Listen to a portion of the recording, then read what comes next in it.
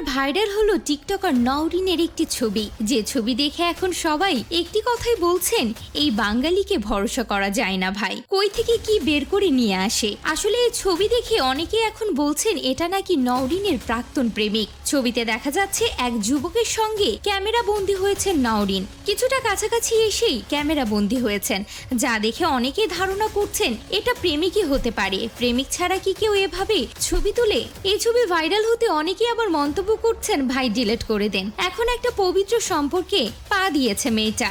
আবার কেউ বলছেন এটা তার প্রেমিক নয়, অন্য কেউ তো হতে পারে। সম্প্রতি বিয়ে করেছেন টিকটকার নওরিন, আর তার বিয়ের খবর প্রকাশ্যে আসতেই এই ছবি এখন সোশ্যাল মিডিয়ায় ভাইরাল। তো ভিউয়ার্স, আপনাদের কি মনে হয়, এটা কি তার প্রেমিক হতে পারে, নাকি ছবিটি নিয়ে পুরাটাই গুজব ছড়ানো হচ্ছে? অবশ্যই মন্তব্য করে জানাতে ভুলবেন না।